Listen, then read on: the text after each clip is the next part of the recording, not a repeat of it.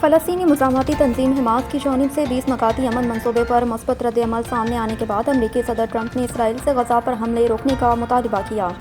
بین الاقوامی خبر رساں ادارے کے مطابق صدر ٹرمپ نے اپنے ایک بیان میں کہا کہ حماس کے تازہ موقف سے ظاہر ہوتا ہے کہ وہ دیرپا امن کے لیے تیار ہیں، لہٰذا اسرائیل کو فوری طور پر غزہ پر بمباری بند کر دینی چاہیے تاکہ یرغمالیوں کی محفوظ رہائی ممکن ہو سکے۔ انہوں نے کہا کہ موجودہ صورتحال میں کسی بھی فوجی کارروائی سے انسانی جانوں کو شدید خطرہ لاحق ہے۔ ٹرمپ کا کہنا تھا کہ اس وقت مذاکرات کی تفصیلات پر بات چیت جاری ہے، تاہم یہ معاملہ صرف غزہ تک محدود نہیں بلکہ پورے مشرق وسطیٰ میں طویل المدتی امن کے قیام سے جڑا ہے۔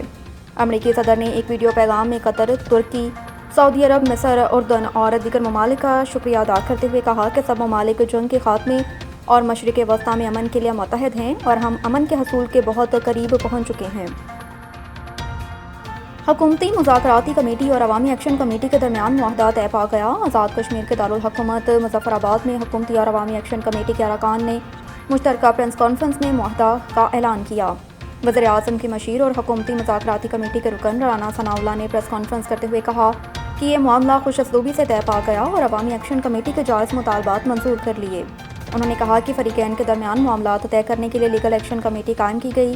لیگل ایکشن کمیٹی ہر 15 دن بعد بیٹھے گی۔ پیپلز پارٹی کے سینئر رہنما راجہ پرویز اشرف نے کہا کہ کچھ لوگ امید لگائے بیٹھے تھے کہ معاملے کو بگاڑا جائے، لیکن ان کے تمام تر منصوبے ناکام ہوئے۔ راجہ پرویز اشرف کا کہنا تھا کہ کشمیر میں امن قائم کرنا ہم سب کی ذمہ داری ہے۔ ایک کمیٹی تشکیل دی گئی اور اب کسی کو سڑکوں پر آنے کی ضرورت نہیں۔ کوئی مسئلہ یا شکایت ہو تو وہ کمیٹی کے سامنے پیش کریں۔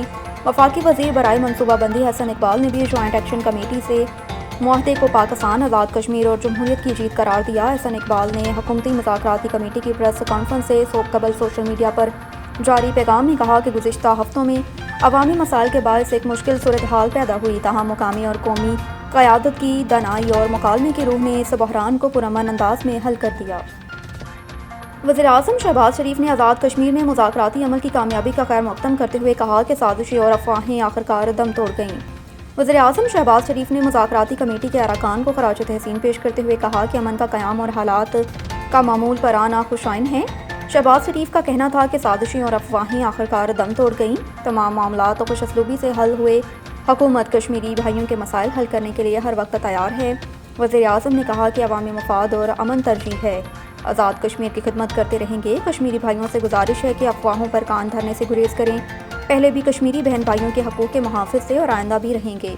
یاد رہے کہ آزاد کشمیر میں عوامی ایکشن کمیٹی کے احتجاج پر وزیر اعظم شہباز شریف نے مذاکراتی کمیٹی تشکیل دی تھی، جس نے عوامی ایکشن کمیٹی کے اراکین سے مذاکرات کیے، کئی سیشن کیے اور بالآخر رات گئے فریقین کے درمیان تحریری معاہدہ طے پایا۔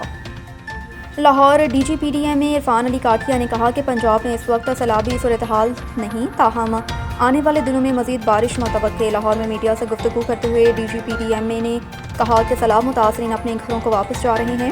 سیلاب سے متاثرہ علاقوں میں سروے جاری، سیلاب سے متاثرہ شاہراہوں کی بحالی کا کام بھی جاری، سیلاب سے نقصانات کا ازالہ کرنے کے لیے کوشاں۔ انہوں نے کہا کہ پنجاب میں اس وقت سیلابی صورتحال نہیں، دریاؤں کی صورتحال اب معمول کے مطابق ہے، تاہم دریائے ستلج میں بھارت میں سے مزید پانی آنے کا امکان ہے۔ دریائے راوی میں بھی بھارت سے 35,000 کیوسک پانی آنے کا امکان، آنے والے دنوں میں مزید بارشیں متوقع ہیں۔ عرفان علی کاٹھیا کا کہنا تھا کہ سیلاب متاثرہ 27 اضلاع میں نقصانات کا جائزہ لینے کے لیے سروے جاری، مختلف اداروں پر مشتمل ٹیمیں سروے شفافیت کے ساتھ کر رہی ہیں۔ چند علاقوں میں پانی کھڑا ہونے کے باعث مشکلات کا سامنا ہے۔ شمال مشرقی بحیرہ عرب میں ڈیپ ڈپریشن طوفان میں تبدیل ہو گیا، جس کا نام شکتی رکھا گیا۔ ذرائع کے مطابق طوفان کے لیے شکتی نام سری لنکا کا تجویز کردہ ہے، جس کا مطلب طاقت ہے۔ سمندری طوفان شکتی کے 24 گھنٹوں کے دوران شدید سمندری طوفان میں تبدیل ہونے کا خدشہ بھی ظاہر کیا۔ بتایا جا رہا ہے کہ طوفان کے مرکز میں ہوا کی رفتار 75 کلومیٹر فی گھنٹہ رہے گی۔ سمندری طوفان شکتی بحیرہ عرب میں 6 اکتوبر تک رہ سکتی ہے۔ سمندری طوفان شکتی کراچی کے جنوب میں 360 کلومیٹر دور ہے۔ طوفان کے پیش نظر کراچی سمیت سندھ اور بلوچستان کے مختلف علاقوں میں آج بھی بارش کا امکان۔ دوسری جانب طوفان کے دوران سمندر میں طغیانی بھی رہے گی۔ ماہی گیروں کو 5 اکتوبر تک گہرے سمندر میں نہ جانے کی ہدایت بھی کی گئی۔ پاکستان اور جنوبی افریقہ کے درمیان وائٹ اور ریڈ بال سیریز کے لیے میچ آفیشلز کا اعلان کر دیا۔ پاکستان اور جنوبی افریقہ کے درمیان پہلا ٹیسٹ 12 سے 16 اکتوبر قذافی اسٹیڈیم میں کھیلا جائے گا۔ راڈنی ٹکر اور کرسٹوفر براؤن پہلے ٹیسٹ کے آن فیلڈ امپائرز ہوں گے۔ دوسرا ٹیسٹ 20 سے 24 اکتوبر تک راولپنڈی کرکٹ اسٹیڈیم میں ہوگا۔ جس کے لیے فیلڈ امپائر کرسٹوفر براؤن اور سائقط شرف الدولہ ہوں گے۔ پہلے T20 انٹرنیشنل میچ میں محمد آصف یعقوب اور راشد ریاض آن فیلڈ امپائرز کے فرائض انجام دیں گے۔ دوسرے T20 انٹرنیشنل میں محمد آصف یعقوب اور راشد ریاض آن فیلڈ امپائرز کے فرائض انجام دیں گے۔ تیسرے میچ میں راشد ریاض اور فیصل خان افریدی آن فیلڈ امپائرز ہوں گے۔ پہلے ون ڈے انٹرنیشنل میچ میں سائقط شرف الدولہ اور آصف یعقوب آن فیلڈ امپائرز کی ڈیوٹی سر انجام دیں گے، جبکہ دوسرے ون ڈے میں ایلیکس وارف اور حسن رضا آن فیلڈ امپائرز ہوں گے۔ تیسرے ون ڈے انٹرنیشنل میچ میں سائقط شرف الدولہ اور فیصل خان افریدی آن فیلڈ امپائرنگ کی ذمہ داریاں نبھائیں گے۔ ون ڈے سیریز کے تینوں میچز اقبال اسٹیڈیم فیصل آباد میں کھیلے جائیں گے۔